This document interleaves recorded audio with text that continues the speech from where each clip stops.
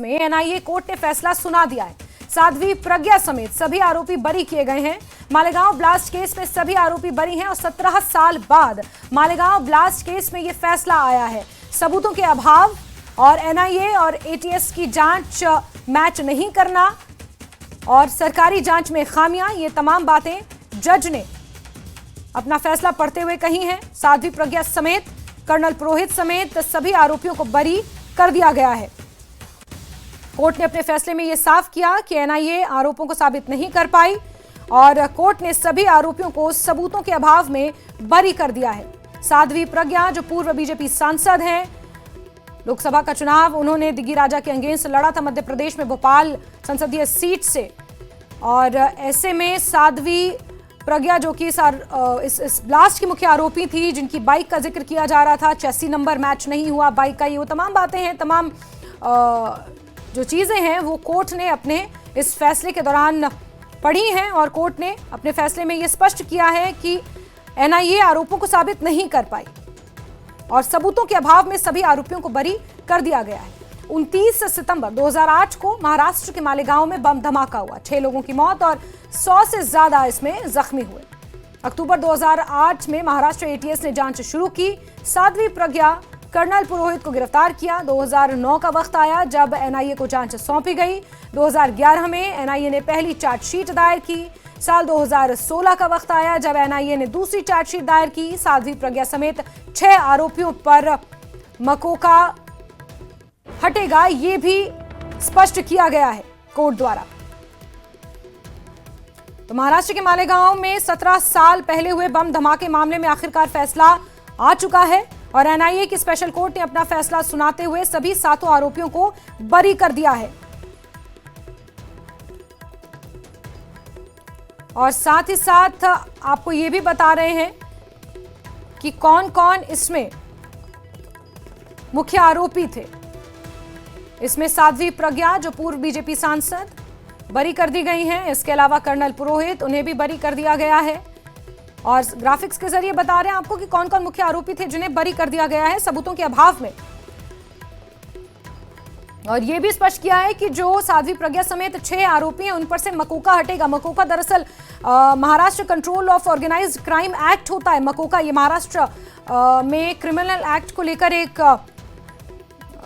Act है crime को लेकर, मकोका, और इन साध्वी प्रज्ञा समेत 6 आरोपियों पर मकोका भी लगाया गया था मालेगांव ब्लास्ट के दौरान और ऐसे में अब इनके ऊपर से मकोका भी हटाया जाएगा। Maharashtra control of organised crime act जो इनके ऊपर केस लगा था वो भी अब हटाया जाएगा।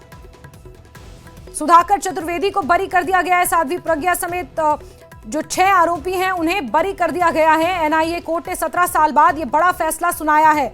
आखिरकार ये फैसला आ गया। 6 लोगों की जान गई थी, 100 से ज्यादा लोग इसमें जख्मी हुए थे।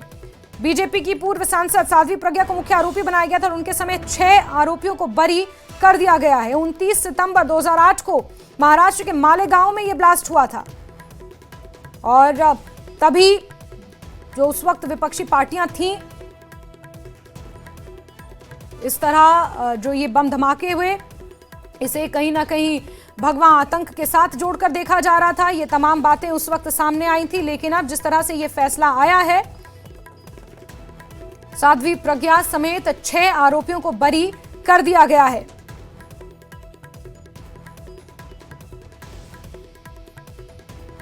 इस वक्त की बड़ी खबर आपको बता रहे हैं।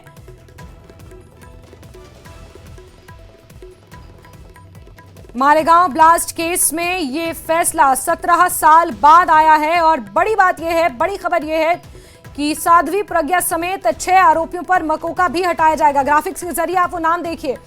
फिर 2008 में ये ब्लास्ट हुए, जांच आगे बढ़ी, पहले महाराष्ट्र एटीएस के पास, फिर एनआईए के पास जांच गई। 2016 में एनआईए ने अपनी दूसरी चार्जशीट दायर की। इसके बाद 2017 का वक्त आया जब साध्वी प्रज्ञा को जमानत मिली, कर्नल पुरोहित को जमानत दी गई। 2018 में एनआईए कोर्ट ने आरोप तय किए। फिर 2023 और 24 में कई गवाहों ने अपने बयान पलटे। ये तमाम घटनाक्रम है और क्या कुछ कहना है अधिवक्ता का, सुनिए। यह टेरर एक्टिविटीज के लिए यूज किया है, ऐसा कोई प्रोसिक्यूशन प्रूव नहीं कर पाई, ऐसे कोर्ट ने कहा है। उसी के साथ जो मौका के बारे में जो कोर्ट ने कहा है, जो प्रीडिसीजर ने जो जजमेंट दिया था या हाईकोर्ट ने जो ऑब्जर्वेशन किया था, उसी तरह इस केस में जिस बेस पे राकेश दावड़े के बेस पे मौका लगाया था, तो मौका के लिए जो क्राइटेरिया होता है वो कंप्लीट ना होने की वजह से मौका में से भी सबको एक्विट किया है। जो यूएपीए का सैंक्शन था इस केस में, यूएपीए सैंक्शन जो था वो फॉल्टी था, उस वजह से कोई भी यूएपीए के जो सेक्शन है 16 या 18 वो इसमें एप्लीकेबल नहीं हो सकते हैं। ये भी कोर्ट ने इसमें ऑब्जर्वेशन किया है। मुआवजे की भी बात की है कोर्ट ने। हाँ, कोर्ट ने कहा कि ये जो इंसिडेंट है, ये इंसिडेंट बहुत यानी खराब इंसिडेंट है, और इस इंसिडेंट की वजह से जो लोग गए हैं, जिनका नुकसान हुआ है विक्टिम्स का, वो डेफिनेटली पूरा नहीं हो सकता भर के नहीं, लेकिन 2 लाख रुपए हर डिसीज के फैमिली को देने को कहा है और हर इंजर्ड के फैमिली को 50,000 रुपए देने का कोर्ट ने डायरेक्शन दिया है। बड़ी बात है कि मतलब पहली बार एटीएस के जो अधिकारी जिम्मेदार थे उनके खिलाफ आप लोग क्या आगे क्या करेंगे? नहीं, डेफिनेटली जो आपने 7-11 में देखा या इस केस में देखा, कई सारे अधिकारी जो कॉमन है, इस बारे में हमने पिटीशन भी फाइल की है, जो इतने साल हमारे सब लोगों के बर्बाद हुए हैं, और उस वजह से अभी उस बारे में हम एक्शन लेंगे। कोर्ट ने ये भी कहा है कि जो एक एटीएस अधिकारी चतुर्वेदी के घर में आरडीएक्स प्लांट करते हुए देखा गया, उसके बारे में भी कोर्ट ने उसमें ऑब्जर्वेशन किया है, और डिटेल इसमें जब जजमेंट आएगा तब और बात कर सकते हैं। बड़े बड़े जो गवाहदार थे वो मुकर गए, और दूसरी बात कोर्ट ने ये कही कि जो केस सर्कमटेंशियल एविडेंस में थी वो चेन ऑफ सर्कमटेंस से प्रोसिक्यूशन एस्टेब्लिश नहीं कर पाई। और तीसरी बात मुझे जो लगता है, जो इतना वक्त लगा है इस ट्रायल, वो बहुत इनऑर्डिनेट डिले है। वो इतना डिले क्यों हुआ? और मुझे लगा कि कई बार प्रोसिक्यूशन की तरफ से भी ऐसे विटनेस एग्जामिन किए गए जो हॉस्टाइल होते रहे। अब मुझे लगता है कि इस प्रकार से ट्रायल खींची गई, लंबी टाइम वक्त चली। तो आपने यहाँ पर वकील को भी सुना, और उनका ये स्पष्ट कहना है कि मकोका का जो क्राइटेरिया है, वो जो पॉइंट्स चाहिए होते हैं और जो क्राइटेरिया होता है वो पूरा नहीं कर पाया प्रोसिक्यूशन, इस वजह से मकोका भी हटेगा। यूएपीए सैंक्शन भी फॉल्टी है, यानी कि अनलॉफुल एक्टिविटी प्रिवेंशन एक्ट के जो सैंक्शंस हैं जो लगाए गए थे वो भी फॉल्टी पाएगा, इस वजह से यूएपीए भी हटेगा।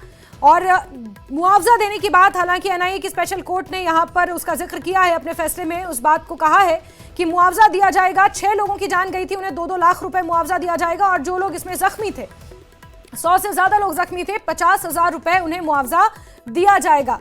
तो 17 साल बाद यह फैसला आया है, और साध्वी प्रज्ञा बीजेपी की पूर्व सांसद के समेत 6 लोगों को बरी कर दिया गया है, 6 आरोपियों को बरी कर दिया गया है। इस वक्त की बड़ी खबर, बड़ा अपडेट आपको दे रहे हैं। मालेगांव ब्लास्ट मामले में एनआईए की विशेष कोर्ट ने अपना फैसला सुना दिया है, और अपना फैसला सुनाते हुए सभी 7 आरोपियों को बरी कर दिया गया। इस पूरे मामले में भोपाल से बीजेपी की पूर्व सांसद साध्वी प्रज्ञा वो सबसे बड़ी आरोपी थी उस वक्त। उन्हीं की बाइक और वो तमाम चीजें इन्हीं के इर्द गिर्द घूम रही थी, और जब उन्होंने चुनाव लड़ने का भी उनका जिक्र आया दिग्विजय सिंह के खिलाफ, भोपाल सीट से बीजेपी ने उन्हें उतारा था, कांग्रेस ने दिग्विजय सिंह को उस वक्त उतारा था, पूर्व मुख्यमंत्री मध्य प्रदेश के, उन्हें मैदान में उतारा था, और उस वक्त भी इसी मालेगांव ब्लास्ट को लेकर खूब भुनाया गया था। उनके अगेंस्ट एक छवि, उनका एक नैरेटिव गढ़ने की कोशिश उस दौरान की गई थी।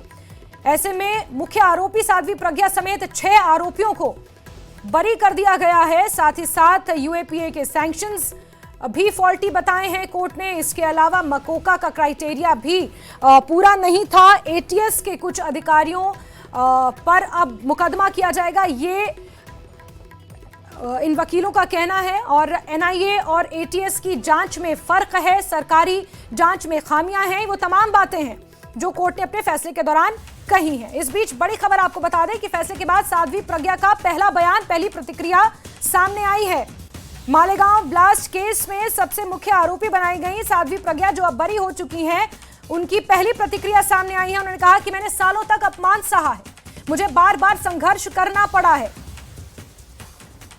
फैसले के बाद साध्वी प्रज्ञा की पहली प्रतिक्रिया सामने आई है। उन्होंने कहा कि कई सालों तक इस पूरे मामले को लेकर मैंने अपमान सहा, बार बार मुझ पर सवाल खड़े किए गए, और मैंने कई सालों तक अपमान सहा है, ये साध्वी प्रज्ञा का कहना है। पूर्व बीजेपी सांसद हैं, मुझे बार बार संघर्ष करना पड़ा, ये साध्वी प्रज्ञा का कहना है। फैसले के बाद साध्वी प्रज्ञा की पहली प्रतिक्रिया, जिसमें उन्होंने ये कहा कि मुझे बार बार अपमान सहना पड़ा, बार बार मुझे अपमानित किया गया और कई सालों तक मैंने संघर्ष किया है। ये बड़ा बयान, पहली प्रतिक्रिया साध्वी प्रज्ञा की इस फैसले के बाद सामने आई है। निर्दोष होते हुए भी अपराध का कलंक मुझ पर लगाया गया, ये साध्वी प्रज्ञा का कहना था। जिस तरह से एनआईए की विशेष अदालत ने इस फैसले को सुनाया, उसके बाद साध्वी प्रज्ञा, जो कि इस पूरे मामले में मुख्य आरोपी थी, 6 और लोग भी आरोपी थे, लेकिन निशाना साध्वी प्रज्ञा के ऊपर ही साधा गया, क्योंकि जिस बाइक का इस केस के साथ लिंक है वो बाइक साध्वी प्रज्ञा की बताई जाती थी, लेकिन चैसी नंबर मैच नहीं हो पाया। सरकार की जांच में खामियां निकली और ये तमाम बातें कोर्ट में जज ने अपना फैसला सुनाते हुए कही। और ऐसे में अब साध्वी प्रज्ञा जो बरी हो चुकी हैं, उनकी पहली प्रतिक्रिया सामने आई है। उन्होंने ये कहा है कि निर्दोष होते हुए भी मुझे अपराध का कलंक मेरे ऊपर लगा और बार बार मुझे संघर्ष करना पड़ा, कई सालों तक मैंने अपमान सहा, ये साध्वी प्रज्ञा का कहना है।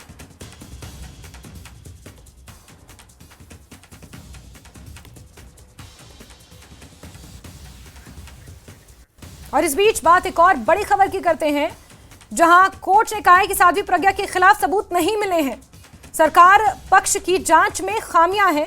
ये कोर्ट ने अपने फैसले के दौरान कहा। आतंकवाद का कोई धर्म नहीं होता, ये कोर्ट ने कहा है। साध्वी प्रज्ञा के खिलाफ सबूत नहीं मिल पाए हैं, ये भी कोर्ट ने अपने फैसले के दौरान कहा। बड़ी खबर आपको बता रहे हैं कि कोर्ट ने क्या कुछ कहा। एनआईए की विशेष अदालत में जब ये फैसला पढ़ा जा रहा था, उस वक्त जज ने क्या कुछ अपने फैसले में कहा, क्या कुछ अपने फैसले में शामिल किया, ये तमाम बातें कि साध्वी प्रज्ञा के खिलाफ कोई सबूत नहीं मिले, सरकारी पक्ष की जांच में खामियों का जिक्र भी जज ने किया। आतंकवाद का कोई धर्म नहीं होता, ये भी जज ने कहा है, क्योंकि आतंकवाद का कोई धर्म नहीं होता, इसलिए संभवतः क्योंकि जब ये मालेगांव ब्लास्ट हुए थे उसे भगवा आतंक का नाम दिया जा रहा था। और साध्वी प्रज्ञा ने यह भी कहा कि भगवान को बदनाम करने की कोशिश की जा रही थी, मुझ पर कलंक लगाए जा रहे थे, मैं साध्वी हूं, मुझे कलंकित किया जा रहा था, ना जाने कितने सालों तक यह अपमान मुझे सहना पड़ा, निर्दोष होते हुए भी मुझ पर अपराधी का कलंक लगा। और इस बीच कोर्ट ने क्या कुछ कहा, यह भी आपको बता रहे हैं। और बड़ा फैसला 17 साल बाद आया। 19 सितंबर 2008 को महाराष्ट्र के मालेगांव में ये ब्लास्ट हुए थे, जिसके बाद इस पूरे मामले पर जांच चली। एटीएस से पहले जांच की, फिर एनआईए के पास जांच गई और अब इस पूरे मामले पर फैसला आ चुका है। साध्वी प्रज्ञा समेत 6 आरोपियों को बरी किया जा चुका है। खबरें